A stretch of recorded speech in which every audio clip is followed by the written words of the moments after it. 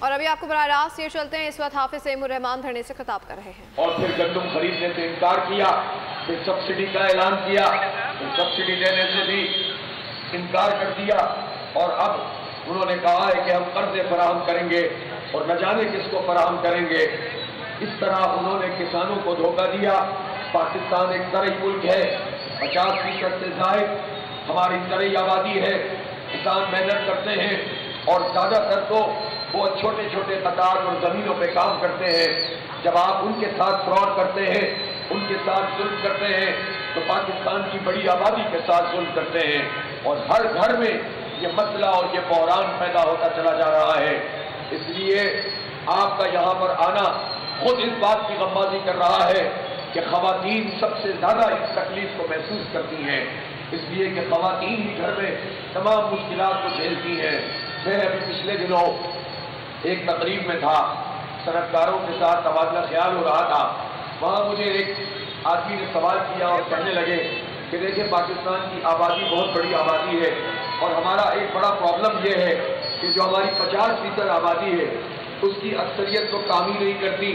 یعنی یہ خواتین ہیں جو کام نہیں کرتی ہیں، اور اس کے نتیجے میں ہماری معیشت پہ بوجھ پڑتا ہے۔ میں نے کہا کہ بھائی جان میری بات سن لیجئے، آپ کو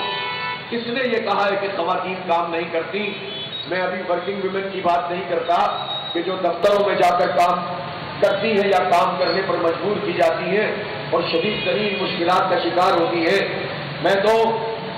ان خواتین کی بات کرتا ہوں جنہیں تم ہاؤس وائف کہتے ہو، کہ جو ہاؤس وائف ہوتی ہے وہ جتنا کام کرتی ہے، کوئی ایک مرد بھی اس کا دعویٰ کر دے کہ وہ اپنے دفتر میں اس سے زیادہ کام کرتا ہے تو پھر جو ہے وہ بات سمجھ میں آ جائے گی۔ صبح اٹھنا ہے،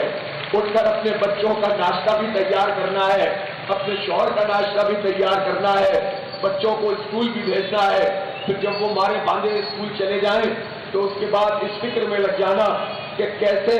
دوپہر کا کھانا تیار کرنا ہے۔ اس سے پہلے سودا سلف بھی بہت ساری جگہوں پر یہی عورتیں اس کا انتظام کر رہی ہوتی ہیں، پھر کھانے کا انتظام کرتی ہیں، بچوں کو ریسیو کرتی ہیں، پھر ان کا ہوم ورک بھی وہ ماں کراتی ہے، پھر اس کے بعد گھر کے باقی کام کرتی ہے، پھر شوہر صاحب کے کوئی مہمان آ جاتے ہیں تو ان مہمانوں کے لیے چائے بھی وہی بناتی ہے، اور اگر روایتی مہمانداری کرنی ہو تو پتہ نہیں کیا کیا بنانے لگتی ہے، اور پھر رات کا کھانا بناتی ہے، اور پھر گھر کے سارے معاملات کو دیکھتی ہے، کپڑے بھی وہی دھوئے گی، جھاڑو پوچھا بھی اسی کو کرنا ہے۔ تو بھائی وہ کام کرتی ہے تو مرد روزگار حاصل کرتا ہے، اگر وہ کام نہ کرے تو مرد کیا کریں گے؟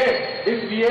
یہ مت کہو کہ عورتیں کام نہیں کرتی، عورتیں تو اگر کوئی جاب بھی نہ کر رہی ہوں تو بعض اوقات مردوں سے زیادہ محنت کر رہی ہوتی ہیں۔ اس لیے ان کو بوجھ نہ سمجھو، یہ ہمارے ماتھے کا جھومر ہے، انہی کی وجہ سے تو پوری کائنات میں ایک رنگ ہے۔ اس لیے اور پھر ہمارے ملک کی جو صورتحال ہے، میں نے کہا کہ دیہاتوں میں کیا ہوتا ہے، دیہاتوں میں تو ایک خاتون اس کو مال مویشی کا کام بھی کرنا پڑتا ہے، دیہاتوں میں تو ہماری خواتین کو کھیتوں میں جا کر بھی کام کرنا پڑتا ہے، اور اس کے علاوہ اپنے گھر کا بھی پورا کام کرنا ہوتا ہے، سب کی تیمارداری بھی کرنی ہوتی ہے، بچے بھی پالنے ہوتے ہیں۔ اس لیے ہماری خاتون، ہماری عورت ایک جفا کش عورت ہے، اور اس کا کوئی مقابلہ دنیا کی کسی عورت سے نہیں ہے الحمدللہ۔ اس لیے اگر یہ عورتیں بھی پریشان ہو گئی ہیں، یہ خواتین بھی پریشان ہو گئی ہیں، مجھے بہت بڑے پیمانے پر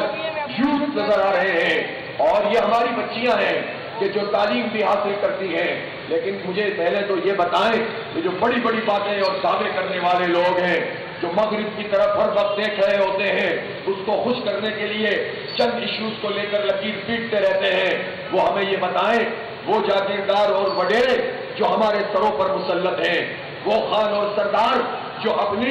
سماجی حیثیت کی وجہ سے ہمارے پورے سیاسی منظرنامے پر چھائے ہوئے ہیں، یہ عورتوں کو کتنے حقوق دیتے ہیں؟ کیا یہ اپنی بہنوں کو اور بیٹیوں کو وراثت کا حق دیتے ہیں؟ آپ پوچھیں زرداری صاحب سے، آپ پوچھیں جا کر کسی بھی وڈیرے سے اور جاگیردار سے، ان میں سے کتنے ہیں جو ان کو یہ حق دیتے ہیں؟ اور ان خان سرداروں اور ان وڈیروں جاگیرداروں کی جاگیروں میں جا کر دیکھو عورتوں کا کیا حال ہوتا ہے، کیا بچیوں کی تعلیم یہ دلاتے ہیں یہ اپنے بچوں اور بچیوں کے لیے تو یہاں بھی اور باہر بھی تعلیم کا انتظام کرتے ہیں، حاکم طبقہ تیار کرتے ہیں، لیکن غریب مزاروں اور کسانوں اور ہاریوں ان کے لیے۔ امیر جماعت اسلامی حافظ زیم الرحمان کا دھرنے کے شرکاء سے خطاب جاری ہے۔ سبسکرائب کریں اور بیل دبائیں تاکہ کوئی خبر رہ نہ جائے۔